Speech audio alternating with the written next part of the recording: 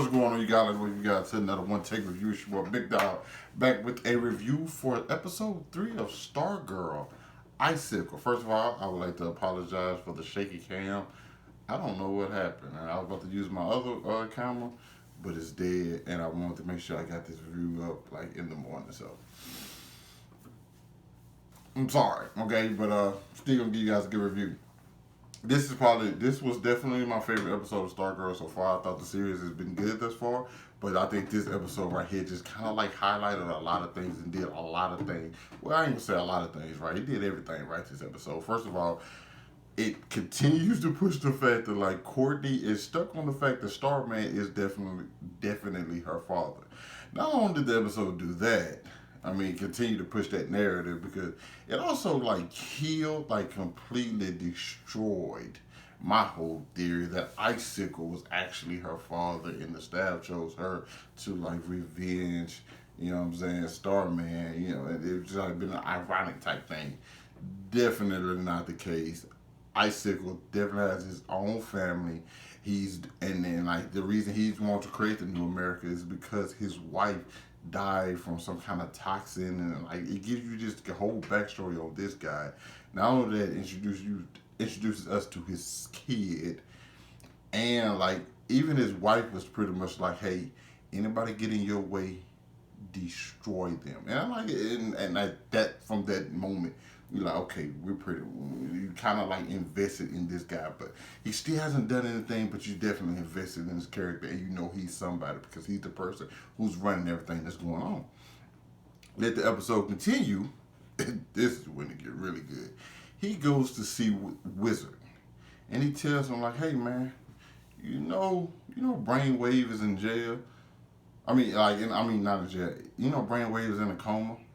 You're like, yeah, and like why didn't you go do something about it? Like I left you in charge of everything. You supposed to get everything straight. And he see that like Wizard is wavering in his commitment to the cause. Now Icicle's gonna definitely have a problem with that because like it's like that's all his life is about. It's like he's avenging his wife, and you know what I'm saying. This mission is what he lives for. And so it's like they can go back and forth. He's like, hey man, I do everything for my kid, and Wizard like, I don't put anything above my son. Oh God, man, listen. All the while, Stargirl gets a message. Hey, well, it's an indirect message, but like he leaves a frozen star in this valley. Love Icicle's powers, by the way, and I love the design of the character, super dope. And so Courtney, Stargirl, goes back to talk to Pat like, hey, we have to do something about this guy. She is adamant about being a hero, okay? But one thing I like about the character, and I think this is when it goes into like the actual fighting of Icicle. She's not good at it. Like, and she realized it this episode. I think a lot of times in these shows, like they make the hero invincible like too early, like they're just automatically able to do everything. That's not the case for Stargirl. She messes up, and in this case, it cost the kid his life. First of all, you guys, I did not see that coming at all. We had early in the episode we saw with a Wizard's kid, and so you just think, okay, this is his kid. Woo. No. He killed this guy's kid. And like when the screen, when it faded, only thing I could think to myself was, he probably alive. He probably like crippled in the hospital. Something like that. Oh no. He was dead. Like 100% dead. And I'm like, Icicle real deal. Even when Wizard showed up to Icicle's house, and he was like, hey man, hold on man, chill bro, I'm sorry what happened. Shh. Immediately started. I said, yo, Icicle ain't playing no games. If you in his way and if you ain't doing what he say, you gonna get the bit. He just established himself as a good villain. Even when the speech he gave on a porch was like, he's like, he was really into him. You kind of like, yo, this guy is captivating me, okay? You know what I'm saying? He is evil. He's definitely evil, but he does it in a way that I think most people are going to enjoy. Like he's really good at being evil, and the fact that he's like over the corporation and that works with Barbara, and like he's trying to do like it's this weird thing. And one thing seems to be ironic. He's like, "Hey, I want to fix this country so my kid can grow up in it." And I was like,